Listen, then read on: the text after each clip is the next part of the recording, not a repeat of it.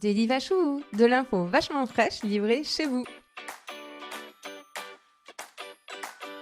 Bonjour à tous, bonjour à toutes, je suis Louise Lespard du podcast La Clé des Champs, le podcast qui donne la parole aux agriculteurs. Avec Daily Vachou, je vous propose d'apprendre 5 infos incontournables sur le monde agricole pour que vous deveniez incollable en agriculture.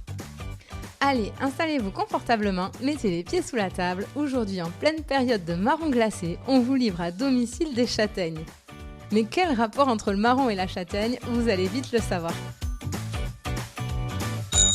Première info, le châtaignier est un arbre millénaire. Il fait partie de la famille des fagacées et est donc le cousin du chêne et de l'hêtre. Le châtaignier se plaît dans les climats méditerranéens et il met entre 8 et 10 ans à produire ses premières châtaignes. Le moins qu'on puisse dire, c'est qu'il ne faut pas être pressé. Sa culture se fait essentiellement dans des espaces difficilement exploitables, comme les montagnes par exemple, et il participe au maintien d'une vie économique dans ces régions. Deuxième info, voici les grandes étapes de la production de châtaignes. En hiver, l'arbre rentre en sommeil.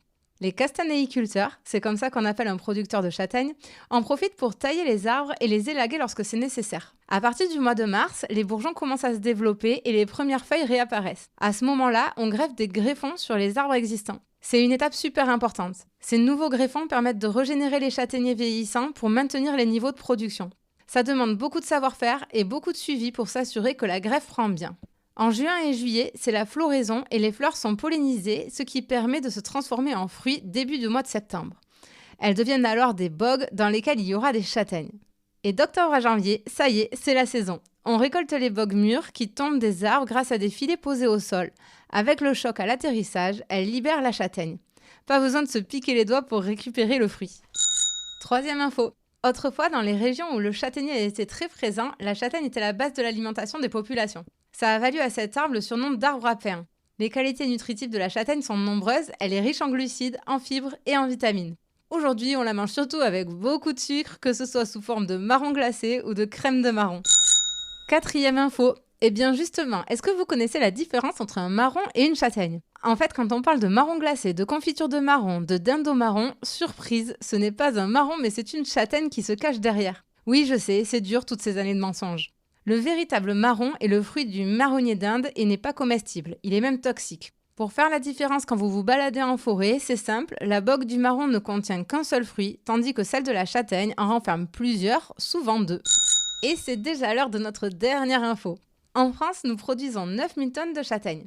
Nous sommes le 4e producteur européen derrière l'Italie, le Portugal et l'Espagne. On produit de la châtaigne destinée à nous régaler essentiellement dans 3 départements, l'Ardèche, le Var et la Dordogne. La Corse est également productrice de châtaignes, mais elles sont essentiellement utilisées pour l'alimentation des porcs afin de faire une charcuterie de haute qualité. Et voilà, vous savez tout. Rendez-vous très bientôt pour un nouveau Daily Vachou, de l'info vachement fraîche livrée chez vous. Mais avant de vous quitter, si vous travaillez de près ou de loin avec les agriculteurs, l'information suivante va vous intéresser. La Clé des Champs propose désormais des formations pour les entreprises et leurs collaborateurs. L'objectif, vous permettre de mieux connaître les réalités quotidiennes du métier d'agriculteur et les conditions de production de notre alimentation. Après avoir suivi un module en e-learning dédié à votre filière, vous aurez la chance de partir passer une journée en immersion à la ferme aux côtés d'un agriculteur. Pour plus d'infos et inscriptions, rendez-vous sur www.laclédeschamps-podcast.fr. À très vite!